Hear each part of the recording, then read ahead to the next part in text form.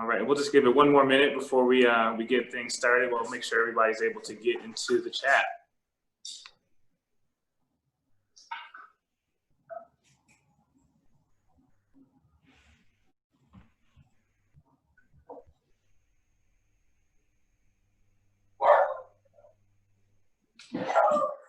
Oh, good. Carla won't be alone.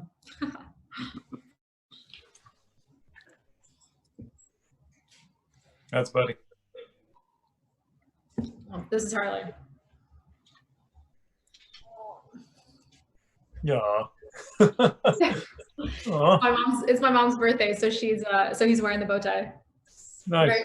Very festive. Dressed for the occasion. That's right. That's right. It's the small things, right, in quarantine life. That's great. All right, we're gonna get things started now. Hi, everybody. Thank you for joining us this evening. We are excited to have everybody take the time out. I hope everybody had a good and restful Memorial Day weekend. Want to just say hello again. My name is Marcus Schweitzer. I'm the executive director of our Win the Era effort. Excited again to continue this series.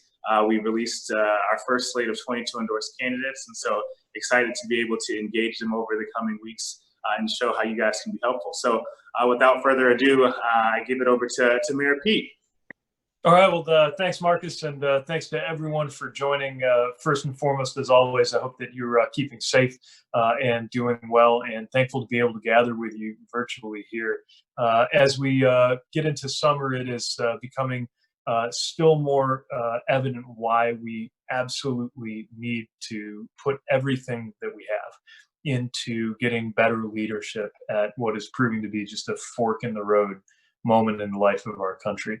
Every day brings new stories about issues that we're facing as a country, and the way that the world is starting to make decisions about whether to bet on the continued leadership of the United States or not. It's been heartbreaking to see stories where people are around the world are describing U.S. leadership in the past tense, but I'm convinced it's not too late. I'm convinced that we have an opportunity to actually face this crisis in a way that will make our country stronger, that will make people better off, and that will finally confront systemic, political, social, economic, health, racial, and other issues that we have allowed to build up for far too long in this country, that have weakened us, and that we have no choice but to face right now. For any of that to happen, it all depends on leadership. And that's why we started Win the Era, and it's why it means a lot to me, especially for those of you who have been with us now from time to time on these supporter calls, that you remain engaged and continue to put the energy that you brought to being part of Pete for America, not only to the effort to make sure that we elect Joe Biden, the White House, back into Democratic hands and bring an end to the cruelty of the Trump era, but also that we not get caught treating the presidency like the only office that matters. It is so important, and it's why I'm really excited that today we're on the line with Gina Ortiz Jones. Now, I got involved in her race in 2018, which was one of the most exciting and one of the closest congressional races in the country. I was excited to support her because she brings a unique perspective. She is a pioneering candidate in exactly the way that Win the Era talks about so often. She has national security background and expertise and a commitment to making her community and constituents better off that fits so well with the ideas of freedom, democracy, and security that we've talked about so much for the last year and a half. And so it was actually during an event for Pete for America in Texas that she let me know that she was considering running again. And I'm so glad that she decided to, especially because this time around, it's an open seat. I think it's fair to say she probably scared her would-be Republican opponent into retirement. And there's a fantastic opportunity right now that will matter, not her leadership. Her generational leadership is going to make a difference for years and I believe decades to come, but also because this is one of the seats that's going to decide the balance of the House and allow us to strengthen our majority. So those are just a few of the reasons why I'm excited to support Gina Ortiz Jones. And I think after this conversation, if you haven't already come to know something about her, you're going to feel that excitement too, because what she's doing, and maybe more importantly, why she's doing it, reflects the very best of what we care about in Win the Era, and I think what we care about across this movement for better leadership. So without further ado, I want to invite Gina to share about where you're coming from, about what motivated you to serve, about your race, and about, most importantly, how we all can help. And then we've got a bunch of questions filling up in the feed too, and I'll be excited to get us into a Q&A. Wonderful. Well, Mayor Pete, thank you so much. And please tell Chasten I said hello, and I'm very, very honored that you've taken the time again to help with our campaign and helping so many other candidates across the country. You know, you could, right, just kind of hang out and bask in the amazing campaign that you ran. But I know you, like I, remember the lesson that we learned early on in the military, which is your number one job is to develop more leaders. So thank you so much for continuing to make sure that we are, you know, getting our country back on the right track. And it exactly starts with new leaders. So, and thank you all for joining. I saw, you know, as people were pinging in, it's all across the country. And it's very exciting. Because we are all in this together, and you know, this time is showing us the importance of good leadership, not only how people vote, but the things that they speak up upon, right, and make sure that it's clear where they stand when it comes to treating people with dignity and respect, and making sure that we're doing everything we can do to make sure that the American public is safe and healthy. So I'm running in Texas's 23rd congressional district. And the short of it is I'm running to protect the opportunities that allowed me to grow up healthy, get an education, and serve our country. My story really starts over 40 years ago. 40 years ago, my mom came to this country. She graduated from the #1 university in the Philippines, but wanted a chance at the American dream. You know, like so many on this planet, they know from a very young age that in order to live their best possible life, they'll likely have to leave their home country. And for many, that means trying to come to our very special country. And I carry that with me because I'm running in a district that shares 800 miles of border with Mexico. And I know the same fire in the belly that brought my mom to this country is the same fire in the belly that is bringing people to our border. Unfortunately, they're being met with inhumanity and with cruelty. And I think we're better than that. I know we're better than that as a country. Wasn't always easy. Reduced lunch, subsidized housing. Those were, you know, critical investments, not handouts, investments that allowed me to earn a 4-year Air Force ROTC scholarship that took me from San Antonio to Boston University. And, you know, Mayor Pete, my one of the very first things I had to do at BU, even before my first class, was sign a piece of paper that said, I will not engage in homosexual behavior. And because Don't Ask, Don't Tell applied to me even as a cadet. So my opportunity to get an education, my opportunity to serve our country, my opportunity to die for our country, all of that goes away because at the time we didn't have leaders with the courage to stand up and say anybody ready and willing to serve their country should be able to do so. And I talk about that on the trail, right? I am not shy about my lived experiences and how that has informed what I will fight for and who I will fight for. I say that because this is a district that is 70% Hispanic. I live right down the street from one of the largest student dreamer populations in the entire country. And so I might not be a dreamer, but I know exactly what it feels like to have worked hard for something and live in fear that could be ripped away from you through no fault of your own, only because there aren't courageous enough leaders willing to say we need to treat these young people with dignity and respect so they can give back to a country that's given them so much. After my deployment to Iraq, I came back to San Antonio, found out my mom then told me that while I was gone, she had been diagnosed with colon cancer. So I made the decision then to come back to San Antonio to be with her. You know, I knew I'd have a lot of jobs in my lifetime, but one mom, and it was important for me that I be with her during that time. So I advised on operations all over Latin America, was part of the initial team that stood up U.S. Africa Command, so all military operations on the African continent. And then I wrapped up my federal career working in the Executive Office of the President. I was the Intelligence Community's Senior Advisor for Trade Enforcement, so protection of American intellectual property was the short of it. And then I led the CFIUS portfolio, Committee on Foreign Investment in the U.S. How do we make sure that there's foreign direct money, direct investment coming into the country, but let's also make sure that there are no national security risks associated with it. So very honored to have served our country in a number of ways.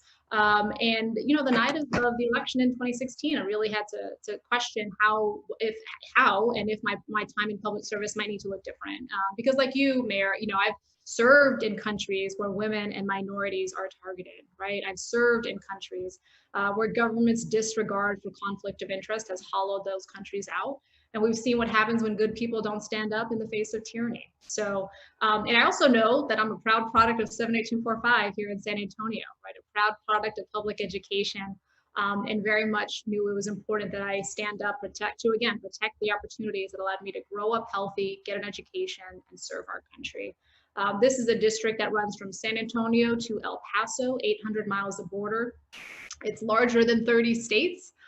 You know, it's big when you need 2 time zones. And in many ways, you know, this was a district that was already quite vulnerable before COVID-19. You know, this is a district that is one of the most underserved in the entire state, in the most uninsured state in the country. You know, the shooting in El Paso, that was just a couple miles outside this district.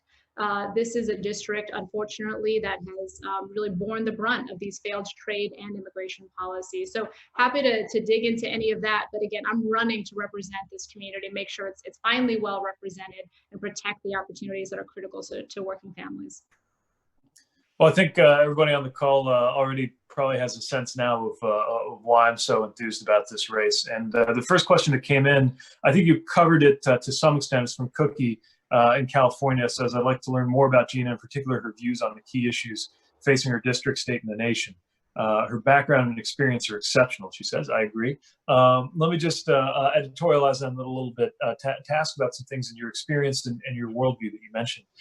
Just curious about how you think these things fit together and will enable you to serve constituents, because you talked about some of the things that really rhyme with my belief that politics is always personal. And every political decision is something that hits home in somebody's personal life. And so as you describe the fact that yours is a border district, your own experiences interacting with the healthcare system, serving this country, encountering don't ask, don't tell, your experience in terms of the relationship that newer generation Americans have with immigration. How does that affect the way that you think about the future and the issues that we're about to face, some of which are issues we've been facing all along that are only getting more serious, but others that may almost be new in kind relative to the kinds of things that were debated just a few years or even a few months ago? Yeah, you know, this is a district that has gone back and forth just about every election cycle, and it's important, I think, then for people to they want to know what you're going to bring to the table. And so I've got a record of public service, you know, to our country, a record of an oath to the Constitution, not to a man, not to a party, but to the Constitution. And on top of, you know, what it's always been about, just like it was for you, Mayor, right? Which is, you know, what have we been asked to do in the interest of the country? How do we build the team to get it done? How do we hold ourselves accountable if we fall short of that, right? So there's a couple of things. There's one, you got to know the issues. You got to know just how important it is that we get telehealth in parts of West Texas, right? You got to know just how important it is that our rural veterans have the healthcare that they need. You've got to know what they're facing. But you've also got to, I think, and most importantly, bring the perspective of, you know, what are we doing in the long term, in the short term and long-term interest of this district and of the country, you know? And so when I think about Texas, I don't just say, you know, public education is important because I am a product of public education. I think, you know, when you look at what's happening in Texas, you can't talk about the direction of the country without thinking about and understanding what's happening in Texas. We're the most uninsured state in the country. 20% of the 4 million uninsured kids in the country live in Texas, right?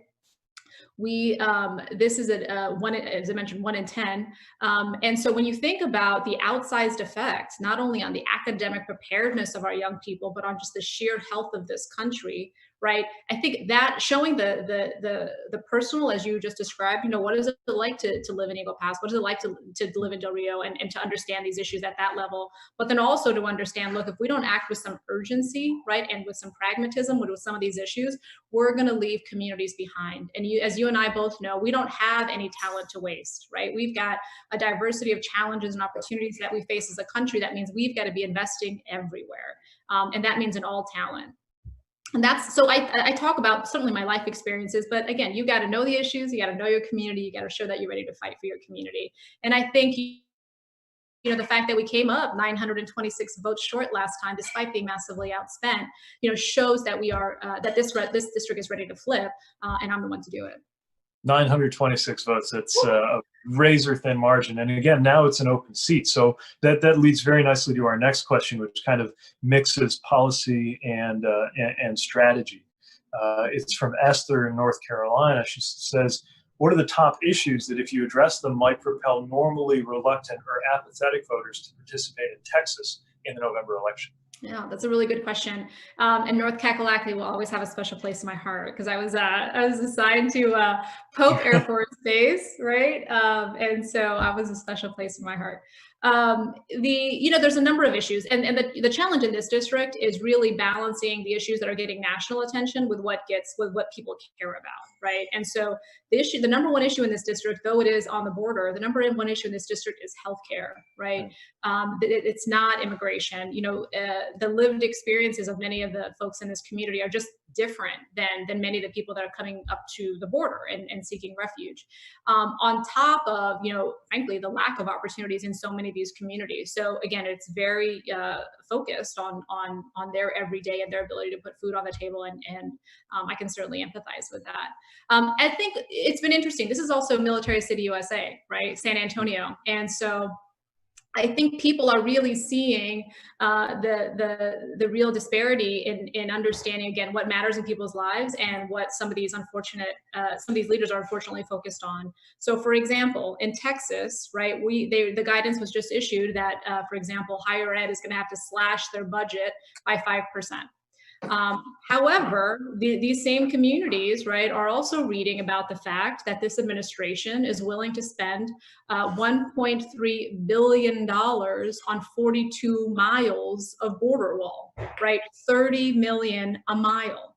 So you're saying that kid in Del Rio, can't have access to healthcare. They don't have maybe some of the infrastructure that would allow them to quickly transition to online learning, but you've got 30 million to blow on a mile of border wall that everyone knows is wasteful and ineffective and doesn't actually address the problem. So, this is a district that is living through so many of these failed policies. And I think what we've got to do is just continue to show the contrast, not only, in terms of why those are bad ideas, but oh, by the way, what am I fighting for? Well, I think every kid in this district, regardless of where they live, should have access to quality public education. And these are the investments that I'm going to fight for. Broadband, right? Making sure that we continue to lead in renewable energy and help to close the gap between our urban and rural areas and help to address the real brain drain in our rural communities. Amen. And speaks once again to how, these are personal issues that when you bring it out in terms of how it's going to affect the lives of voters, I think can really motivate people in a way that just cuts through a lot of the noise that we're getting, certainly from the White House, and that gets most of the attention in a lot of the coverage right now. The next question is from Jamie here in Indiana. I'll take a stab at it, but I'd love to hear your thoughts too. The question is, the Washington Post reported data showing that mail-in ballots are rejected at a much higher rate than in-person ballots. Ballots from younger, minority, and first-time voters are most likely to be thrown out. We need not only fair access to voting, but also fair vote tallying. What can we do about this problem? And I think this is an amplification of the issue that we've faced, certainly with in-person voting. There have been a lot of issues with voter suppression, votes being thrown out, and part of the function of election protection operations, which have had volunteers, certainly here in Indiana, with legal expertise, helping party, often at the county level, make sure that people know their rights, that if your ballot is called into question, that depending on the state, you have the right to file a provisional ballot or to challenge whoever's challenging you. But that whole dynamic shifts when you go to more vote by mail, which is clearly a direction that for many voters we're going to have to do. My personal view is that we need to have universal access to vote by mail and continue to make sure that there are safe in-person voting opportunities so that there's a greater opportunity to vote. But one of the things we're seeing, I think, in this moment is a reminder of the fact that for better or for worse, in our country, elections are managed at a state and county level. And so the story is different in every state. Can you give us educate us a little bit in the situation on the ground in Texas, either specifically with regard to this question, right? How do we make sure that vote by mail ballots are tallied and protected, or more broadly, just from the perspective of making sure that the mechanics of the election are secure, and what can people do if they want to make sure that they are a voice or a force to help everybody get the opportunity to cast that vote if they're an eligible voter? Yeah, it's a really good question, and Texas is at the forefront of this right now. This is, this is making its way through the federal and the state court. And in Texas, it's quite restrictive, right? I mean, in terms of vote by mail, but also just the voting laws in general. I mean, in Texas, you can vote with your gun license, but not with your student ID, right? I mean, that in and of itself kind of shows you where the priority is. And the vote by mail discussion, right, to be able to vote by mail currently, you've got to meet one of four criteria: be 65 or older, be physically disabled or ill, so that you can't vote. You've got to be in jail but not convicted. And then you've got to be out of the county during early voting or on the day of the election. So that's a very narrow group of people that qualify for that.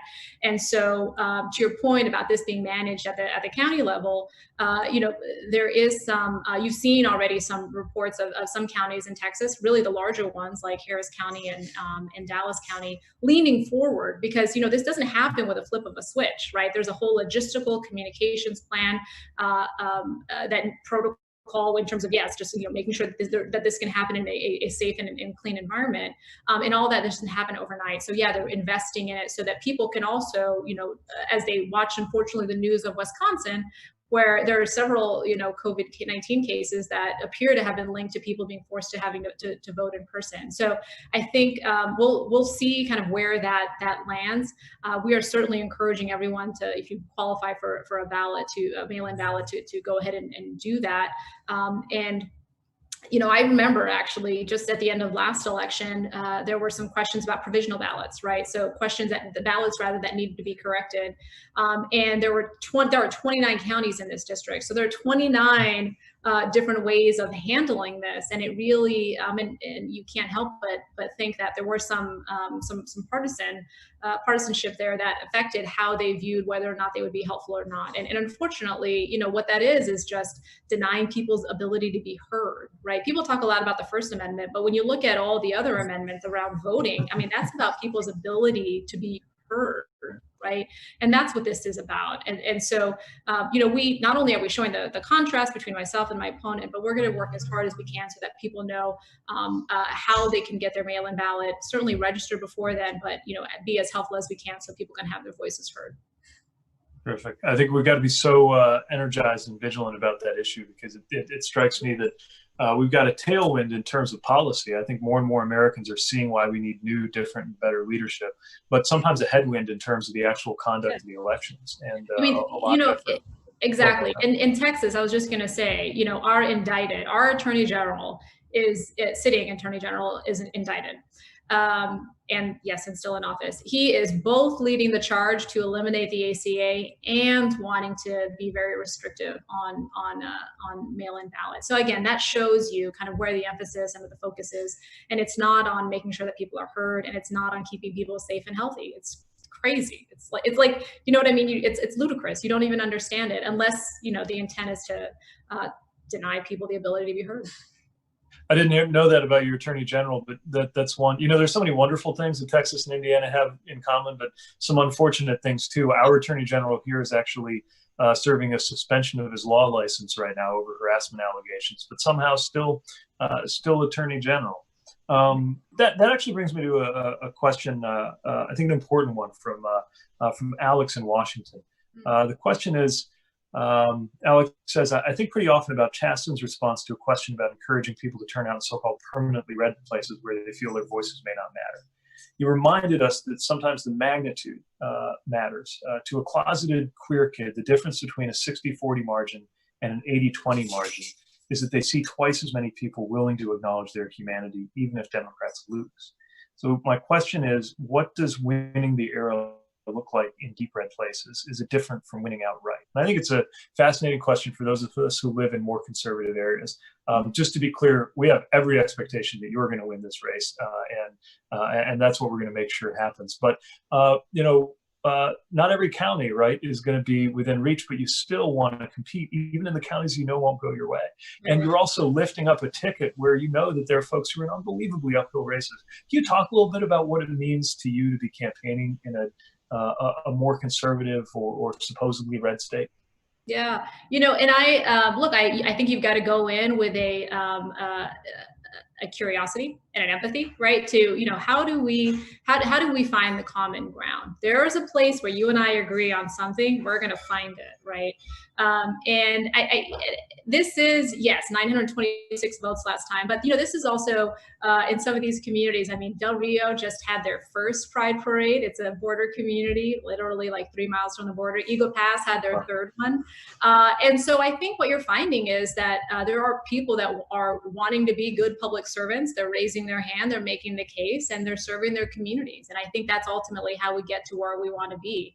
But I'm under no illusions about the moment in time that we're in, as I'm sure you're not, Pete, right? I mean, in my lifetime, I've seen the implementation of Don't Ask, Don't Tell, its repeal, the implementation of the trans ban, and then 48 hours after that, Pete, you, as the first viable LGBT candidate for president, announced your candidacy, right? So 48 hours between those two significant events, and pulling our country in two very, very different directions.